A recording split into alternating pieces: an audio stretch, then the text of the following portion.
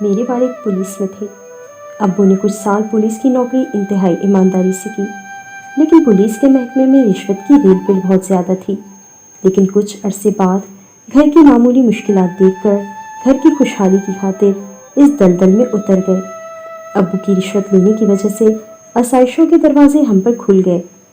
ان آسائشوں نے ہم سب بہن بھائیوں کو آرام پسند بھی بنا دیا۔ یہی وجہ تھی کہ میرے دونوں بھائی اچھے اسکول میں پڑھنے کے باوجود اعلیٰ تعلیم سے محروم رہے۔ ہم بہنیں بھی ظاہری نمود و نمائش کی رسیا ہو کر روحانی سکون و طمانینت کھو بیٹھیں۔ ہمیں جب زندگی کی ساری سہولتیں حاصل ہوئیں تو ہمارے مزاج اور رنگ ڈھنگ بھی بدلنے لگے۔ ہم محنت سے جی چرانے لگے۔ تب بھی قدرتی طور پر ہم بہن بھائی اس انسانی عظمت سے محروم ہو گئے جو کردار کی پختگی کے روپ میں حاصل ہوتی ہے۔ ہم سبھی بہن بھائیوں میں یہ کمی رہ گئی کہ محنت سے دور ہوئے تو پڑھائی سے بھی دور ہو گئے۔ نتیجہ یہ نکلا کہ بھائی ایسے وسائل تلاش کرنے لگے جس میں بنا محنت سرمایہ حاصل کیا جائے۔ بھائی راتوں رات دولت مند بن جانے کے خواب دیکھنے لگے اور انہی خوابوں کی تعبیر کو پانے کی خاطر وہ غلط قسم کے لوگوں میں جا پھنسے۔ بھائی دولت کمانے کے چکر میں ایک ایسے گروہ کے رکن بن گئے جو اسمگلنگ اور منشیات فروشی کا کاروبار کرتا تھا۔ بھائی اس خوش فہمی میں تھے کہ ابو پولیس آفیسر ہیں، ہم پکڑے گئے تو بھی کوئی ہمارا کیا بگاڑ لے گا۔ کچھ دن تو ابو کو علم نہ ہوا کہ میرے لڑکے کیسے گروہ کے ہتھے چڑھ گئے ہیں، مگر جب بیٹے بیف کیس بھر کے نوٹ لانے لگے تو انہوں نے حقیقت جانتے ہوئے بھی چپ سادھ لی کہ ان کی ایمان کو رشوت کے روپ نے کمزور کر ڈالا تھا یا ان کو اپنے عہدے کی طاقت کا غرور تھا۔ منشیات کی لعنت کتنی نقصان دہ ہے، اس بات سے واقف ہونے کے باوجود ابو نے بیٹوں کو غلط راہ پر چلنے سے نہیں روکا، کیونکہ وہ رشوت کے روپے سے حاصل کیے ایک قیمتی پلاٹ کو جلد از جلد پلازا کا روپ دینا چاہتے تھے۔ بڑی بہن کی شادی ایک امیر گھرانے میں ہو گئی۔ ان کی قسمت کے شوہر اچھا ملا، تاہم بابل کی ہر بیٹی کی قسمت ایک سی نہیں ہوتی۔ بہن کے برعکس شادی کے روپ میں بدقسمتی میری راہ دیکھ رہی تھی۔ میرے لیے جو رشتہ آیا بظاہر تو یہ لوگ تعلیم یافتہ اور شریف خاندان سے تھے، گھرانہ بھی خوشحال نظر آتا تھا۔ امی ابو نے ہاں کر دی اور میرا نکاح صابر سے ہو گیا۔ میرے سسر اپنا کاروبار کرتے تھے، ان کا کاروبار بہت اچھا جا رہا تھا۔ ان کے بیٹے بھی اس کاروبار میں شریک تھے۔ گھر کی بڑی ساس تھیں، نوکر خدمت کے لیے موجود تھے، غرض ہر طرح سے سب اچھا تھا۔ صابر سادہ طبیعت تھے، ان کو دولت سے زیادہ دلچسپی نہ تھی۔ کاروبار کے جھمیلوں سے آزاد ہو کر مزید تعلیم حاصل کرنا چاہتے تھے۔ والد نے بیٹے کا رجحان تعلیم کی طرف دیکھا تو ان کو اعلیٰ تعلیم حاصل کرنے کے لیے ہر قسم کی آسانی دی، لیکن میری بدقسمتی کہ میں نے ہی ان کا ساتھ نہ دیا اور پڑھائی کے معاملے میں ان کی دل شکنی کرنے لگی۔ مجھے لگتا تھا کہ یہ ایماندار افسر بن گئے تو اتنی دولت نہ کما سکیں گے جتنی ان کے والد اور بھائی کاروبار میں کما لیں گے، ہم ان سے پیچھے اور کم حیثیت رہ جائیں گے۔ میں ایک کے بعد دیگرے 2 بچوں کی ماں بن گئی۔ اس دوران میں نے شوہر کو سکون نہ لینے دیا۔ بدستور ان کے پیچھے پڑی رہی کہ پڑھائی چھوڑیے اور کاروبار میں شامل ہو جائیے۔ نوکری میں کچھ نہیں رکھا، صرف تنخواہ سے بچوں کے لیے ہم زندگی کی تمام آسائشیں حاصل نہیں کر سکتے۔ میرے بچے احساس کمتری کا شکار ہو کر اچھی چیزوں کو ترستے رہ جائیں گے۔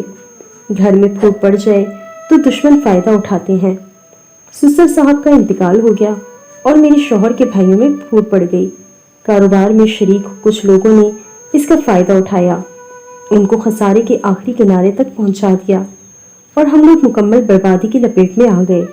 ان دنوں میرے شوہر گریجویشن مکمل کرنے کے بعد وکالت کا امتحان بھی پاس کر چکے تھے اور مقابلے کے امتحان کی تیاری کر رہے تھے، لہٰذا مالی حالات دیکھتے ہوئے اپنے بھائیوں سے الگ ہو کر ملازمت کی تلاش میں لگ گئے۔ خدا نے ان کی محنت کو رائیگاں نہ کیا اور ان کو ایک اچھی ملازمت مل گئی۔ ہماری گزر بسر ہونے لگی، تاہم پہلے جیسا عیش و آرام نہ رہا۔ جائیداد کا بٹوارا ہوا، ہم کو مکان کی قیمت دے کر الگ کر دیا گیا۔ ہم نے اس رقم سے پلاٹ خرید لیا اور کرائے کے مکان میں رہنے لگے۔ یہ مکان چھوٹا سا تھا جس میں بچوں کے کھیلنے کو صحن تک نہ تھا۔ بچے جب بڑی سی کوٹھی سے اس تنگ مکان میں آئے تو ان کا جی گھبراتا تھا۔ طرز زندگی میں بہت فرق آ گیا۔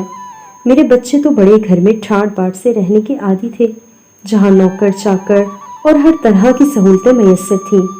वो कहते, माँ अब किधर आ गई हो, यहाँ से निकलो, हमें यहाँ नहीं रहना, हमें अपने घर जाना है।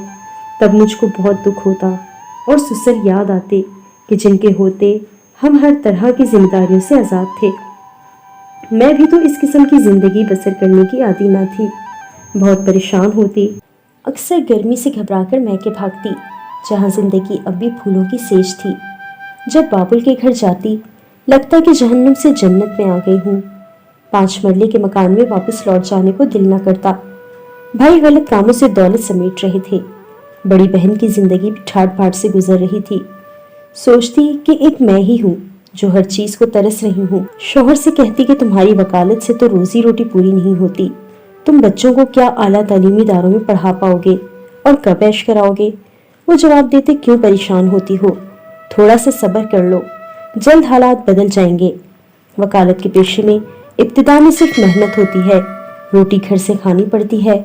4-5 साल सब्र से गुजार लो, फिर देखना कि कैसे मेरी मेहनत रंग लाती है और दौलत हमारे घर में आती है। इनकी बातों से मुझे गुस्सा आ जाता। भला मेहनत से भी कहीं घी के चिराग चलते हैं? मेहनत से तो बरसों रूखी सूखी खानी पड़ती है, तब जाकर कुछ हासिल हुसूल होता है, वो भी किस्मत वालों को। मुझको जरा आला पाए का वकील बनने दो, तुम्हारे आला पाए के वकील बनने तक भूखे नहीं मरना है। बुढ़ापे में अमीर हुए तो क्या मिलेगा, जब जवानी और इस उम्र की ख्वाहिश तंगदस्ती के शिकंजे में फंसी रहेगी। मैंने बहुत चाहा साबिर मेरी बात समझे, मगर वो नहीं समझते थे। एक ही बात की रट कि मेहनत से इज्जत मिलती है और सब्र का फल मीठा होता है। मेरे भाइयों ने जो मुझको परेशान देखा, कहने लगे, अपने मियाँ से कहो कि कभी फाका और कभी इफाका वाला पेशा छोड़े और हमारे साथ कारोबार करे, चंद दिनों में हालात ठीक हो जाएंगे। भाई ही नहीं, मेरे हालात देखकर बहन और भाभियां भी मुझ पर तरस खाने लगी थी। इनकी बातों ने मेरे दिल को जख्मी कर दिया। अब तो रिश्तेदार भी मुझको अहमियत ना देते और मैं जानती थी कि ये सुलूक उनका इस वजह से है कि मेरे मियाँ ज्यादा अमीर नहीं है। मैं किसे जब भी वापस जाती, साबिर से झगड़ा हो जाता कि ये सब सिर्फ तुम्हारी बेकार सोचों की वजह से है। वो कहते, वकालत वक्त और मेहनत मांगती है, सब्र चाहिए, और मैं कहती, भाड़ में गई, तुम्हारी मेहनत, दयानत और सब्र मुझको नहीं चाहिए। ऐसी इज्जत जिसको हासिल करने में बरसों लगे। मेरे भाइयों को देखो, वो तुमको अपने साथ कारोबार में शरीक करना चाहते हैं, इनकी मान लो, बिला वजह वकालत में सर खपा रहे हो।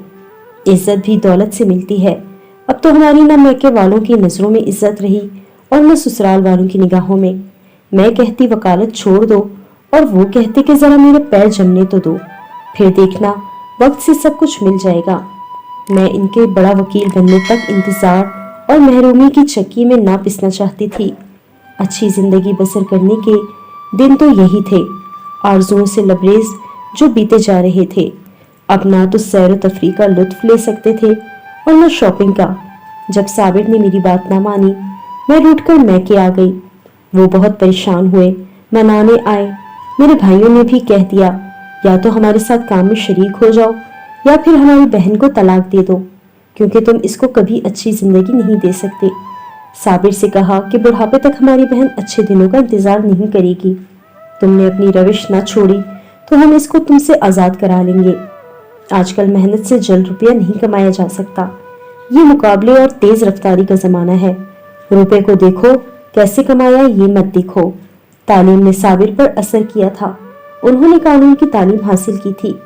वो राजी ना हुए। वो क्यों कर मेरे भाइयों के कहने पर जुर्म की दुनिया में आ जाते। उन्होंने मुजरिम बनने से बेहतर जाना कि हमसे किनारा कर ले। तुम बेशक अपने मैके में रहो, मुझसे नाता मत रखो, मगर तलाक की जल्दी ना करो। कम से कम साल भर के लिए इस मुतालबे को छोड़ दो, शायद हालात बदल जाएं। बच्चों की खातिर मैंने भी इनसे अलहदगी इख्तियार कर ली, मगर तलाक ना ली। यानी हमारा निकाह का रिश्ता बरकरार रहा, लेकिन मैं अपने मैके में रहने लगी और इनको अकेला छोड़ दिया। हमें अलहदा रहते 7 माह हुए थे कि मंशियात की स्मगलिंग में मेरे दोनों भाई धर लिए गए। इस बार अब्बू की सिफारिश भी काम ना आई। इस बार किस्मत ने साथ ना दिया। मेरे भाई अंदर हो गए। मुझे साबिर की याद आई और इनसे कानूनी मदद मांगी। उन्होंने केस के लिए एक बड़ा काबिल वकील रख कर दिया और खुद भी मुआवनत की। मेरे भाइयों को भारी जुर्माना तो हुआ, लेकिन सजा से बच गए। इनको शक का फायदा मिल गया, जबकि दूसरे मुजरिमों को लंबी सजा हो गई। जब भाई जमानत पर घर आए तो हमने शुक्र किया। आज मुझे एक कानूनदान की बीवी होने पर फख्र हुआ। आज मेरे दिल ने एहतियाफ किया कि तालीम और दयानतदारी के साथ जब मेहनत का मील होता है तो इंसान का सर फख्र से बुलंद हो जाता है, और वही लोग कद्र मंजिलत पाते हैं जो सीधे रास्ते पर चलते हैं, मेहनत से हक हलाल का रिस्क अपने बच्चों को खिलाते हैं। मैंने अपने शौहर से सुलह कर ली और सब्र से काम लिया। वक्त गुजरते देर नहीं लगती। आज मेरे शौहर नामी गिरामी वकील हैं। इनको सारी दुनिया सलाम करती है, लेकिन मेरे वालिद साहब को कोई जानता नहीं। वो अब मनो मिट्टी नीचे सो गए हैं। खुदा इनकी मफ़रत करे।